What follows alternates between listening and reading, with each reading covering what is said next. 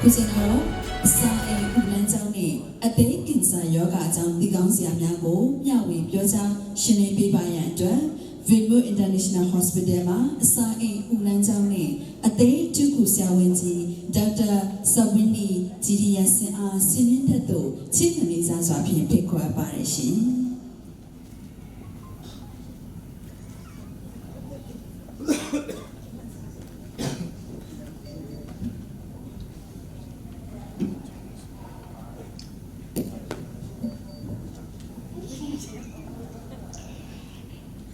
Good morning, everyone. My name is Dr. Sawini Jiriyasin. I'm gastroenterologist from Thailand. Hello, my name is Siama Namera, Dr. Sawini Jiriyasin Pibaret. Siama Asai Unancham de Tuku Thailand Tuku Siam Pibaret. I complete my medical degree and residency in internal medicine at Sirat Hospital, followed by fellowship of gastroenterology at Radviti Hospital. I currently serve as the head of the GI and Liver Center at Bidmut Hospital. Okay, Siama Duadi Natal Sanakunima, Sida, say one Bido, the medical way Ashigera Bono, Biro, the Sada Biro, the Asai Nanjane, and then but the Biro to training in you get it. Lashimaro, Siamanga, the Vimo Sayo, Tanang and Vimo Sayo Ma, Asai Nanjane, the Tanai, head and in it, downward has some liberation. It's a great honor to be here today to present the topic of awareness of gastrointestinal and liver cancer. One disease that everyone afraid of is cancer, right? Number of patients has been rising every year. Colorectal cancer and liver cancer are the most common type of cancer that fall in both male and female. Okay, Dinero, Siama, so using it, Jamia, Rojamaro, the Asai, Ulanjam, a day cancer, but that Tigansia, Lady Bono, so the Edorima, so in data, a just so yoga to put yoga, so that cancer, so yoga, Yana, Luran Chapcha, Bono, so I did Mama, tomorrow, the Lila Chedia, Lurima, Pimiazo, cancer, Emma, so the Ulanjam. Colonel rectal cancer, now we want liver, bile cancer, a day, bono, day cancer, so diarrhea, lunima, pimiazo cancer, pipae. Let's look at the detail by gender. You will see in men, liver cancer at a first rank, and colorectal cancer is a second rank. In female, there are specific organs that are different. Breast and cervical cancer is the first and second rank, respectively, while colorectal cancer is the third rank and liver cancer is the fifth rank. So it's still in the top 5 of cancer. There are Mudari, Pimia, cancer, and Mudumima, Pimia, cancer, is more Pejabia, bono. Mudari, so Pimia, a table, no, a day, but the day cancer, Pimia, and now the Guazara, Dudia, Pimia, Una, Yoa, Sai, Lanjan, but the day cancer, Pimia. Mudumima, so you know, the top 5 mass, which Marudi, Yenaro, the young cancer, appear, the Dianiama. အဖြစ်များဆုံးကင်ဆာကတော့ခုနအဆိုင်လန်းချောင်းကင်ဆာပေါ့နော်ပြီးတော့နံပါတ်5နေရာမှာနေရာယူထားတာကတော့အသည်းကင်ဆာဖြစ်ပါတယ်တဲ့ဆိုတော့ဒါအမျိုးသားတွေမှာအမျိုးသမီးတွေမှာအထူးဂရုစိုက်ရမယ့်ကင်ဆာတွေမှာဒီအသည်းကင်ဆာတို့အဆိုင်လန်းချောင်းကင်ဆာတို့ပါဝင်နေပါတယ် Normally, we can screen every type of cancer. The cancer that's suitable for screening must meet 3 criteria. One is a common disease. If the cancer is rare, we are screening in the general population wouldn't be cost effective. 2. Know all mild symptoms in early stage. Because if the cancer that have obvious symptoms early, no need to screening. 3. Treatable if detected early. So, both colorectal cancer and liver cancer have to meet all of 3 criteria. ဆိုတော့ကျမတို့ဒီအဆိုင်လမ်းကြောင်းကင်ဆာတွေမှာဆိုရင်ပေါ့နော်ဒီလိုပေါ့ screening လုပ်တယ်ဆိုတာဒါဘယ်လိုမျိုးတွေမှာစစ်ဆေးမလဲပေါ့အဓိကကတော့ဒါအဖြစ်များတဲ့ယောဂတွေမှာစစ်ဆေးရမျိုးရှိမယ်ဒီနောက်တစ်ခုကကျတော့တချို့ပေါ့နော်အဆိုင်လမ်းကြောင်းကင်ဆာတွေမှာဆိုရင် symptom မပြတတ်ဘူးပေါ့နော်လက္ခဏာမပြတတ်တဲ့ဟာမျိုးဒါမှမဟုတ်လက္ခဏာနည်းနည်းပါးပါးလောက်ပဲပြတတ်တဲ့ဟာမျိုးဒါမျိုးတွေရှိမယ်နောက်ဆုံးတစ်ခုကကျတော့အဓိကပေါ့ကင်ဆာကိုကကင်ဆာဖြစ်နေတယ်ဆိုရင်တော့မှစောစောစီးစီးသိရရင်စောစောစီးကုသနိုင်တဲ့အတွက်ပျောက်ကင်းနိုင်တယ်ပေါ့နော်ဒါလေးကိုရှင်းပြပေးတာပါ Let's see colorectal cancer first. Colorectal cancer will arise from small polyps. There are usually no symptoms in the state. When the polyps grow bigger, it's called advanced polyps. We will find only ocular blood test from stool. And when the polyps have a mutation and grow bigger, it's have a early stage of cancer. It's found only through ocular blood test or visible blood in stool. And if the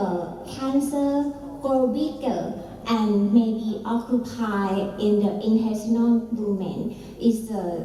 late stage of cancer. Is a symptom is intestinal obstruction. ဟုတ်ကဲ့ဒါလေးကတော့ကျွန်တော်တို့ဒီဦးလန်းချောင်းပေါ့နော်ကင်ဆာနဲ့ပတ်သက်ပြီးတော့ဒါအသေးစိတ်ရှင်းပြထားတာပါဒီပုံလေးတွေဆိုတာကျွန်တော်တို့မှန်မြောင်းကြည့်တဲ့အခါမှာမြင်တွေ့ရတဲ့ပုံလေးတွေပေါ့နော်ပထမဆုံးကဒီဦးလန်းချောင်းထဲမှာပိုလစ်လေးအကျိတ်ကလေးစတွေ့ရတယ်ပေါ့နော်အဲ့လိုမျိုးအကျိတ်ကလေးတွေ့ရတာဒါကတော့ဘာလက္ခဏာမှမပြဘူးဒီဦးလန်းချောင်းထဲမှာတော့အကျိတ်ကလေးဖြစ်နေတာမှန်မြောင်းကြည့်မှတွေ့ရတာပေါ့နော်ဒါပထမဆင့်ဒုတိယတစ်ဆင့်ဆိုရင်တော့ဒီအကျိတ်ကလေးကနေပြီးတော့သူကသွေးကြောလေးတွေနည်းနည်းပါလာပြီးသွေးလေးတွေမြင်လာရပြီပေါ့နော်ဒါအကျိတ်ကလေးကဒုတိယဆင့်ကြီးလာတဲ့ပုံစံမျိုးပေါ့နော်တတိယအဆင့်ကတော့ကျွန်တော်တို့ဘာခေါ်လဲဆိုတာကင်ဆာအစပိုင်းအဆင့်လို့ခေါ်ပါတယ်သူကအကျိတ်ကနေပြီးတော့သွေးကြောတွေရောအကျိတ်တွေရတယ်ပိုပွားလာတယ်ပိုကြီးလာတယ်ပေါ့နော်ဒါကတတိယအဆင့်နောက်ဆုံးအဆင့်ဆိုရင်တော့ဒါကင်ဆာနောက်ဆုံးအဆင့်သူကဒီအကျိတ်ကနေပြီးတော့မခက်ခဲကြီးဖြစ်သွားတယ်ကုသခတ်တဲ့အနေအထားမျိုးပေါ့နော်ဒီဦးလန်းချောင်းဆိုဦးလန်းချောင်းကိုပိတ်သွားတဲ့အနေအထားကြီးဖြစ်သွားတာပေါ့နော်ဒါကတော့ကင်ဆာကျိတ်ကအဆင့်ဆင့်ပြောင်းလဲလာတဲ့ပုံစံလေးတွေပါ From the graph, you will see that the case of colorectal cancer patient will increasingly at the age more than 50 years old. In the current recommendation, we should screening colorectal cancer at the age of 45 to 50 years old and above. An individual for the patient who have family history of colorectal cancer or high-risk polyp, you should start screening 10 years before the youngest relative develop the disease or at the age of 40, whichever comes first. ဆိုတော့ဒါကျမတို့ဒီလေ့လာချက်တွေအရအဆိုင်ဦးလန်းချောင်းကင်ဆာကအသက်50နဲ့အထက်မှာအများစုဖြစ်ကြပါတယ်တဲ့ဆိုတော့ဘောနော်ဒီကင်ဆာကို screening လုပ်တဲ့စစ်ဆေးတဲ့အသက်အရွယ်ရာဆိုရင်အသက်45 50လောက်ကနေစ45 50လောက်ကနေစပြီးတော့စစ်ဆေးတဲ့ပြီပေါ့နော်ဒါလူတိုင်း medical check up လို့စစ်ဆေးတင်ပါတယ်နောက်တစ်ခုကကျတော့ဘယ်လိုလူတွေမှာစစ်ဆေးတင်နေလဲဆိုတော့ဥပမာကိုယ့်ရဲ့မိသားစုတွေဆွေမျိုးတွေထဲမှာဦးလန်းချောင်းကင်ဆာရှိဘူးတဲ့လူတွေဒါမှမဟုတ်ခုနကစစ်ဆေးလိုက်တဲ့အချိန်မှာဒီ polyps တွေအကျိတ်ကလေးတွေပေါ့ကျွန်တော်တို့ကပြသွားတဲ့ဦးလန်းချောင်းမှာအကျိတ်ကလေးတွေရှိတဲ့လူတွေလူမျိုးတွေမှာအထူးသဖြ ဖြင့်ပေါ့နော်ဒီလိုမျိုး family history ရှိတဲ့လူတွေမှာအထူးသဖြင့်စစ်ဆေးတဲ့နဲ့ဒါအပြင်ပေါ့ကိုယ့်ရဲ့ဆွေမျိုးသားချင်းတွေထဲမှာခုနကပြောသွားသလိုဒီအစာအိမ်လမ်းကြောင်းကင်ဆာဖြစ်ပူတဲ့လူတွေကဥမာအသက်40မှာသူတို့ကစဖြစ်တယ်ဆိုရင်ကိုကအသက်30လောက်တည်းကစပြီးစစ်ဆေးတဲ့နဲ့သူတို့ရဲ့ standard age ကတော့45-50မှာစရတယ်ဆိုပေမဲ့ဒီလိုမျိုးမိသားစုဝင်ထဲမှာအသက်40လောက်ကစပြီးတော့အစာအိမ်လမ်းကြောင်းကင်ဆာဖြစ်တဲ့လူရှိရဆိုတော့ကိုကအသက်30လောက်တည်းကစပြီးစစ်ဆေးတင်ပါတယ်ဆိုတော့ဒါလေးကကင်ဆာနဲ့ပတ်သက်ပြီးတော့စစ်ဆေးတဲ့အသက်အရွယ်လေးကိုရှင်းပြပေးထားတာပါ Example, if your father was diagnosed with colorectal cancer at the age of 45, you should screening colorectal cancer at the age of 35. But if your mother was diagnosed colorectal cancer at the age of 70, you should screening colorectal cancer at 40. ဥမာပေါ့နော်ခုနကကျွန်မပြောသားလိုမျိုးမှာကိုယ့်ရဲ့မိသားစုဝင်ထဲမှာကင်ဆာစဖြစ်တဲ့လူကအသက်45မှာစဖြစ်တယ်ဆိုရင်ကိုကအသက်35လောက်တည်းကစပြီးစစ်ဆေးတဲ့နဲ့အဲ့လိုမှမဟုတ်ဘဲနဲ့ကိုယ့်ရဲ့မိသားစုဝင်အသက်80လောက်မှစဖြစ်တယ်ဆိုရင်ကိုကအသက်60လောက်မှစစ်ဆေးရမှာမဟုတ်ဘူးအဲ့ဒါဆိုရင်တော့ standard age အနေနဲ့အသက်45-50လောက်မှမဖြစ်မနေစစ်ဆေးတင်ပါတယ်တဲ့ Three methods for colorectal cancer screening. 1. Stool alcohol blood test or fit test. You will see that in the picture is the method to collect the stool and keep in the collector and send to the lab within 4 hours. ဆိုတော့ဒါကျွန်တော်တို့ပထမဆုံးဒီဦးလန်းချောင်းကင်ဆာဆိုင်လန်းချောင်းကင်ဆာကိုစစ်ဆေးရနည်းလမ်းပေါ့နော်ဒါကတော့1ကိုစစ်တာပါကျွန်တော်တို့ဒီ medical check up package မှာဆိုတော့ဒီ1စစ်တဲ့ဥစ္စာအများစုပါဝင်ကြတယ်ပေါ့နော်ဆိုတော့1ကိုစစ်ဆေးတဲ့အခါမှာ1ကိုဒီ1သွားရတဲ့ဥစ္စာကို collect လုပ်ပြီးတော့ဒီဘူးလေးနဲ့ sample လေးကို4နာရီအတွင်း collect လုပ်ထားတဲ့4နာရီအတွင်းမှာ sample လေးကိုပို့ပေးရမယ်ဒီ1ကနေတစ်ဆင့်မှသူကဒီကင်ဆာကိုစစ်ဆေးရပါပေါ့နော်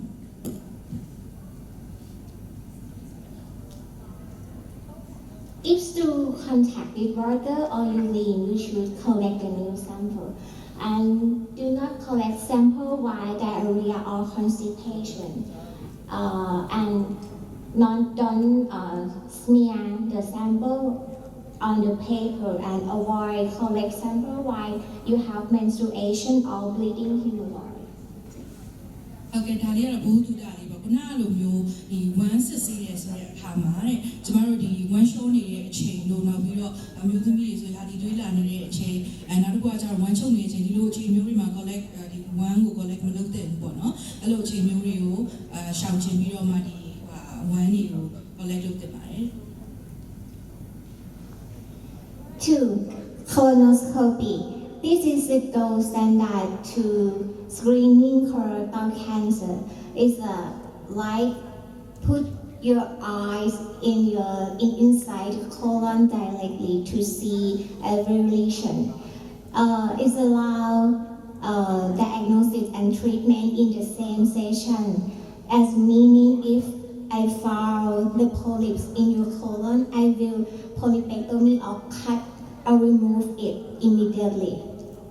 ဟုတ်ကဲ့ဒါကတော့မှန်ကြောင်းကြည့်တဲ့နီလန်နဲ့စာရေးလမ်းကြောင်းကင်ဆာကိုစစ်ဆေးတာပေါ့နော်ဒီဟာဆိုရင်ဒါကျမတို့ဒီစာရေးလမ်းကြောင်းကင်ဆာကိုရှာဖွေတဲ့နီလန်မှာဒါ gold standard အကောင်းဆုံးနီလန်လို့ပြောလို့ရပါတယ်ဘာလို့လဲဆိုတော့သူမှန်ကြောင်းလေးကိုလမ်းကြောင်းတစ်လျှောက်ကိုထည့်ပြီးတော့ကြည့်လို့ရတာဖြစ်တယ်ဒါဆရာဝန်ရဲ့မျက်လုံးနဲ့ဓာတ်ရိုက်ပေါ့နော်လမ်းကြောင်းထဲမှာခုနကလိုမျိုးအကျိတ်တွေရှိနေလားအနာတွေရှိနေလားဒါမျိုးတွေကိုအသေးစိတ်မြင်ရတဲ့အတွက်ဒီနီလန်နဲ့စစ်ဆေးတာကတော့ခုနကလို1နဲ့စစ်ဆေးတာတခြားနီလန်နဲ့စစ်ဆေးတာထက်အများကြီးပိုကောင်းတဲ့နီလန်တစ်ခုဖြစ်ပါတယ် 3. CT coronography. This is an option for the people who do not need to colonoscopy because it uses CT scan with 3D reconstruction to produce the virtual realistic view of the colon. But the limitation of this test is you need to bowel preparation and air insufficient like colonoscopy. But if you see abnormality from the CT coronography, you should proceed to conventional colonoscopy again to remove polyp or biopsy the lesion. ဒါကတော့နောက်ထပ်ဒီအစာယူလမ်းကြောင်းကင်ဆာကိုရှာဖွေတဲ့နည်းပေါ့နော်။ခုနကဝမ်းစစ်ဆေးတာတွေမှန်မြောင်းကြည့်တာတွေမလုပ်ချင်တဲ့သူတွေကြတော့ဒီ CT ရိုက်တဲ့နည်းလမ်းနဲ့ CT colonography ဆိုတဲ့နည်းလမ်းနဲ့ကျမတို့ရှာဖွေလို့ရတယ်။ဒါပေမဲ့သူ့ရဲ့အားနည်းချက်တစ်ခုကတော့သူကခုနကလိုမျိုးကျမတို့ဒီဦးလန်းချောင်းထဲမှာအကျိတ်တွေပါလေရှိနေရင်သူကအဲ့အကျိတ်ရှိတဲ့နေရာကိုပဲသူကအတိအကျလေးညွှန်ပြနိုင်တာပေါ့နော်။သို့တော်များလည်းဒီအကျိတ်ကိုဖယ်ထုတ်လိုက်တာတို့အသားအစာပို့တာတို့ဆိုတဲ့ကုသနည်းဆိုတဲ့အဆင့်တော့ထပ်လုပ်လို့မရဘူးပေါ့။အကယ်၍အဲ့လိုလုပ်ရမယ်ဆိုရင်ကြတော့ CT ရိုက်ပြီးမှထပ်ပြီးတော့မှန်မြောင်းထပ်ကြည့်ရမယ်ပေါ့။ဒါကြောင့်မို့ကျမတို့ကခုနကမှန်မြောင်းကြည့်တဲ့နည်းလမ်းအကောင်းဆုံးလို့ပြောသွားတာပေါ့နော်။မှန်မြောင်းကြည့်တဲ့နည်းလမ်းမှာဆိုရင်အကျိတ်ရှိတဲ့နေရာကိုလည်းတွေ့ရမယ်ပြီးရင်တစ်ခါတည်းမှာပဲကုသတဲ့နည်းလမ်းဖြစ်တဲ့ဒီအကျိတ်ကိုဖယ်ထုတ်ပြီးတော့အသားအစာပို့တဲ့နည်းလမ်းမှာတစ်ခါတည်းပြုလုပ်လို့ရပါတယ်ရှင်။ Liver cancer. In Southeast Asia and Thailand, most common cause of liver cancer is hepatitis B and C in the first and second most common cause, followed by alcohol and other cause. And recently here, the fatty liver disease is happened more increasingly. ဟုတ်ကဲ့ဒါကတော့ကျမတို့ဒီအသည်းကင်ဆာနဲ့ပတ်သက်ပြီးတော့ရှင်းပြပေးတာပေါ့နော်အသည်းကင်ဆာမှာအသည်းကင်ဆာဘယ်လိုလူတွေမှာအဖြစ်များလဲဆိုရင်အခု60%ပြထားတဲ့ဒီ hepatitis B ပိုးရှိတဲ့လူတွေမှာအဖြစ်အများဆုံးဖြစ်ပါတယ်တဲ့ဒုတိယလိုက်တာကတော့ C ပိုးပေါ့နော် hepatitis C ပိုးရှိတဲ့လူတွေမှာဖြစ်များတယ်တတိယလိုက်တာကတော့ alcohol drinking ပေါ့နော်အရက်တောက်တဲ့သူတွေမှာဒါအသည်းကင်ဆာ15%ဖြစ်နိုင်တဲ့ chance ရှိတယ်နောက်ဆုံး9%ကတော့တခြားသောအကြောင်းအရာတွေဥပမာအသည်းစီဖုံးတာမျိုးတွေဒီလိုမျိုးတွေမှာအသည်းကင်ဆာဖြစ်တတ်ပါတယ် Clinical manifestation of liver cancer. Liver cancer often asymptomatic in the early stage.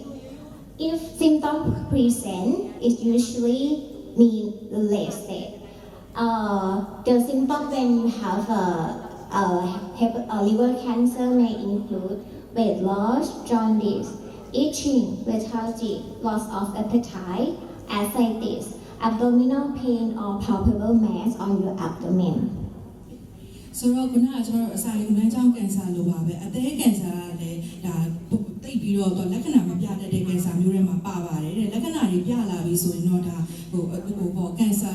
late stage ကိုရောက်နေပြီပေါ့နော်အဲ့လိုမျိုးဖြစ်နိုင်ပါတယ်ဥပမာဆိုရင်ဘယ်လိုလက္ခဏာမျိုးတွေပြနိုင်လဲဆိုတော့ဥပမာ weight loss ပေါ့နော်ဒီ weight ကျတာတွေဒီအသားဝါတာတွေနောက်ပြီးတော့ဒီပေါ့ one bite မှာအလုံးကျိတ်ဆမ်းမိတာတွေနောက်ပြီးတော့ဒီအစားအသောက်မစားချင်တာ loss of appetite ဖြစ်တာတွေဒီ bite ပူလာတယ် ascites ဖြစ်လာတယ်ဒါမျိုးတွေပေါ့နော်အဲ့လိုမျိုးတွေဖြစ်တယ်ဆိုရင်လည်းဒါအသည်းကင်ဆာကြောင့်ဖြစ်နိုင်တာမျိုးတွေလည်းဖြစ်နိုင်ပါတယ် In Thailand, liver cancer staging at the time of diagnosis is usually intermediate and advanced stage, so the curative is impossible. ဆိုတော့ဒီထိုင်းမှာဆိုရင်လည်းပေါ့နော်ကျွန်တော်တို့ဒီအသည်းကင်ဆာကိုခုနကလိုမျိုးဒီlate stage ကျမှသိကြတယ် advanced stage တွေ terminal stage ကျမှသိကြတဲ့အတွက်ဒါကုသဖို့အတွက်ကိုတော်တော်လေးခဲယဉ်းရတဲ့အနေအထားမျိုးဖြစ်ပါတယ် Liver cancer is the first leading cause of cancer death. It's known as silent killer and diagnosed mostly in late stage. But if we diagnose in the early stage, the 5-year survival rate is quite high, about 40 to 70%. But if diagnosed in the late stage, the 5-year survival is less than 5%. ဆိုတော့အသည်းကင်ဆာကဆိုရင်ဒီကမ္ဘာပေါ်မှာပေါ့နော်ဒီကင်ဆာထဲမှာဒါတိတ်ဆုံးမှုfirst leading ဖြစ်နေတဲ့ကင်ဆာတစ်ခုလည်းဖြစ်ပါတယ်ဒါကြောင့်ကျမတို့ကဒါ silent killer လို့သူ့ကိုနာမည်တက်တာပေါ့နော်ဆိုတော့အသည်းကင်ဆာကိုကျမတို့အစောပိုင်း early stage မှာရှာဖွေတွေ့ရှိခဲ့မယ်ဆိုရင်တော့ဒါကုသလို့ရတဲ့နည်းလမ်းတွေအများကြီးရှိသေးတဲ့အတွက်ဒါလူနာအနေနဲ့9နှစ်နောက်ထပ်9နှစ်လောက်နေနိုင်ဖို့40%ကနေ90%လောက်ထိ chance ရှိပါတယ်တဲ့အဲ့လိုမှမဟုတ်ဘဲနဲ့ late stage မှာဒါကျမတို့ကရှာဖွေတွေ့ရှိခဲ့တယ်ဆိုရင်တော့နောက်ထပ်9နှစ်လောက်နေနိုင်ဖို့ဆိုတာတော့9%အောက်လောက်တော့ရောက်သွားပါပြီတဲ့ So, who should screening liver cancer? First, all patients with liver cirrhosis. Second, patient with chronic hepatitis B virus. In male,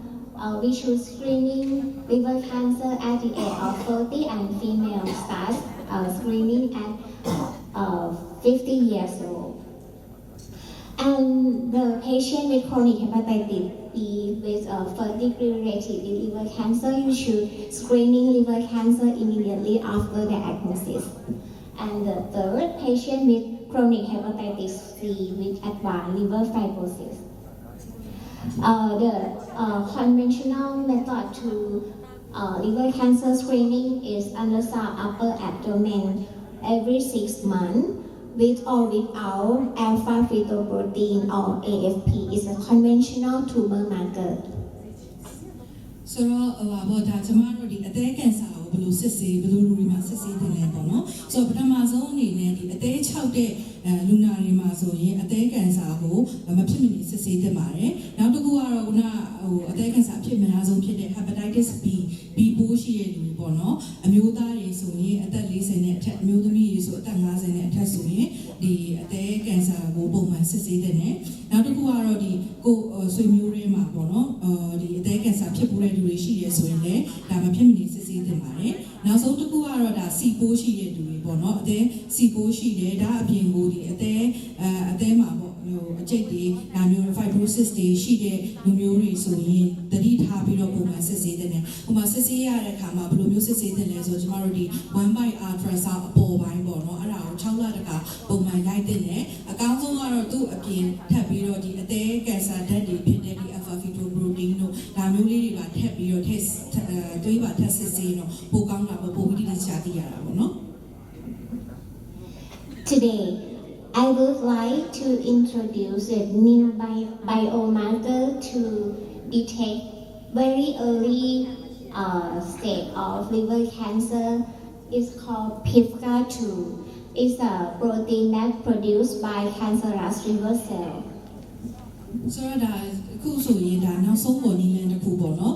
ကျွန်တော်တို့ဒီမြန်မာနိုင်ငံမှာဆိုလည်းမကြားဘူးသေးဘူးပေါ့ဒါအခုနီလန်အသစ်တစ်ခုဖြစ်တဲ့အသေးကန်ဆာကိုစစ်ဆေးတဲ့ဒါသွေးနဲ့ပဲစစ်ဆေးတာပါစစ်ဆေးတဲ့ PIVKA2 ဆိုတဲ့ဒီသွေးစစ်ဆေးတဲ့ဟာလေးတစ်ခုပေါ်လာပြီပေါ့နော်သူကအသေးကန်ဆာကိုတိတိကျကျလေး detect လုပ်ပေးနိုင်ပါတယ် We use PIVKA2 to calculate the GAS score. GAS score is from gender, age, alpha fetoprotein or AFP, and DCP of PIVKA2. This increase sensitivity to detect early stage of liver cancer. ဆိုတော့ထိုင်းနိုင်ငံမှာဆိုကျွန်တော်တို့ဒီ GAT score ဆိုတဲ့အသေးကန်ဆာကိုစစ်ဆေးတဲ့နီလန်ကိုအသုံးပြုပေါ့နော်ဒီ GAT score ဆိုတာဘာလဲဆိုတော့ပထမဆုံး G ရ gender ဒီအမျိုးသားလားအမျိုးသမီးလားနောက်တစ်ခုကတော့ age ပေါ့အသက်အရွယ်နောက်တစ်ခုကခုနကပြောတဲ့ alpha fetoprotein ဆိုတဲ့ဒီအသေးကန်ဆာဓာတ်ကိုသွေးရကနေစစ်ဆေးတဲ့နီလန်နောက်ဆုံးတစ်ခုကတော့ခုနောက်ဆုံးပေါ်ဖြစ်တဲ့ PIVKA2 ဆိုတဲ့ဒီသွေးနဲ့ထပ်ပြီးတော့စစ်ဆေးတဲ့နီလန်ပေါ့နော်ဆိုတော့ဒီ၄ခုဒီ GAT score ရဲ့အဖြစ်ပေါ်မူတည်ပြီးတော့ကိုယ်မှာအသေးကန်ဆာအစောပိုင်းအဆင့်ရှိနေလားမရှိနေလားဆိုတာကိုတိတိကျကျလေးသိနိုင်ပါလေ If calculated GAS score more than 2.57 is mean positive test, so you choose further investigation such as CT or MRI liver. ဆိုတော့ဒီကျမတို့ကပြောပါ GAS score မှာ 2.57 ဆိုတဲ့အထက်ရှိနေပြီဆိုရင်တော့ဒါကဒီ positive ဖြစ်တယ်လို့ပြောလို့ရတယ်ကိုကအသေးကန်ဆာ early stage ပေါ့နော်ဖြစ်နိုင်နေပြီဆိုတဲ့အနေအထားမျိုးဖြစ်နိုင်တဲ့အတွက်နောက်ထပ် advanced investigation တွေဖြစ်တဲ့ဒီ CT MRI တွေထည့်လိုက်တာမျိုးဒါမျိုးတွေလုပ်တင်ပါတယ်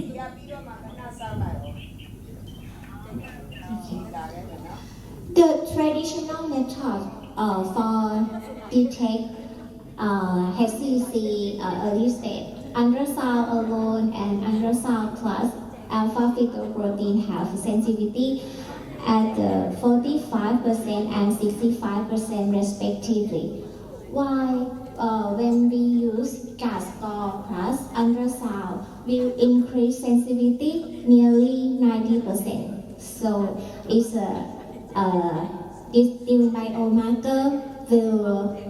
increase the rate of detection of early stage of cancer and increasing the curative treatment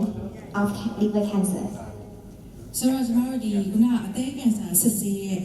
အနေထားမှာဆိုရင်ဒီစောစောစစ်စစ်ပေါ့နော်အသေးကန်ဆာစစ်ဆေးရမယ်ဆိုရင်အနေထားမှာဘယ်လိုနည်းရည်နဲ့စစ်ဆေးကြမလဲပေါ့ခုနပထမဆုံးဆိုရင် ultrasound ပေါ့နော်ခုန one by ultrasound အပေါ်ပိုင်းကိုရိုက်တာဆိုရင်45%လောက်တိကျတဲ့အဖြေပေးနိုင်တယ်အဲ့လိုမှမဟုတ်ဘဲနဲ့ ultrasound နဲ့ဒီအသေးကန်ဆာတဲ့ AFP လေးပါထပ်ပြီးတော့စစ်လိုက်မယ်ဆိုတော့63%လောက်တိကျတဲ့အဖြေပေးနိုင်ပါတယ်တဲ့အဲ့လိုမှမဟုတ်ဘဲနဲ့ဒီ GAT score ပေါ့နော်ခုနကကျွန်တော်တို့ရှင်းပြသွားတဲ့ GAT score အတိုင်းဒီစစ်ဆေးမယ်ဆိုရင်တော့88%လောက်တိကျတဲ့အဖြေပေးနိုင်ပြီးတော့ဒီ GAT score အပြင် ultrasound 1 by အပေါ် ultrasound ပါရိုက်မယ်ဆိုရင်တော့ဒါ90%လောက်နီးပါးတိကျတဲ့အဖြေမျိုးပေးနိုင်ပါတယ်ဆိုတော့ဒါကိုမှအသေးကန်ဆာနဲ့ပတ်သက်ပြီးတော့ဒီအစောပိုင်း stage မှာတည်ကျင်တယ်ဆိုရင်ဒါစစ်ဆေးလို့ရတဲ့နည်းလမ်းလေးဖြစ်ပါတယ်ရှင် Detecting cancer early make a world of difference. It's allows for simple, less invasive treatment and give us the best chance of a full recovery. Thank you. ဆိုတော့ဒါကင်ဆာဆိုတာကပေါ့နော်ကင်ဆာရောတခြားသောယောဂတွေရောအကုန်လုံးကဒါစောစောစီးစီးကြိုတင်စစ်ဆေးပြီးတော့အစောပိုင်းစစ်မှာသိနိုင်မယ်ဆိုရင်ဒါစောစောစီးစီးကုသလို့ရတဲ့ဖြစ်တဲ့အတွက်ဒါကိုကကြိုတင်ပြီးတော့ screening တွေလုပ်ဖို့စစ်ဆေးဖို့အတွက်အရင်အရေးကြီးပါတယ်ဟုတ်ကဲ့ရှင်ဆိုတော့ကျမတို့ရဲ့ဒီနေ့ဒါအစာအိမ်လမ်းကြောင်းနဲ့အသေးကန်ဆာနဲ့ပတ်သက်ပြီးတော့ဆွေးနွေးမှုတွေကတော့ဒီလောက်ပဲဖြစ်ပါတယ်ဆိုတော့ကျမတို့ပြီးသွားရင်လည်းဆရာမကိုယ်တိုင်ပေါ့နော်အစာအိမ်လမ်းကြောင်းနဲ့ဆရာမဒေါက်တာစင်နီကိုယ်တိုင်ကနေပြီးတော့ဒီအခမဲ့ကျမ်းအဲ့တဲ့တော်တွေကိုဆွေးနွေးပေးမယ့်အစီအစဉ်တွေရှိရကြဒါအခုမှဒီအသေးကန်ဆာနဲ့ပတ်သက်လို့ဒီအစာအိမ်လမ်းကြောင်းကန်ဆာနဲ့ပတ်သက်လို့သိချင်တာလေးရှိရင်ဆရာမနဲ့လာရောက်ပြီးတော့အခမဲ့ဆွေးနွေးလို့ရပါတယ်မိသားစုတွေအတွက်လည်းတိုင်ပင်ပေးလို့ရပါတယ်ရှင်အားလုံးကျေးဇူးတင်ပါတယ်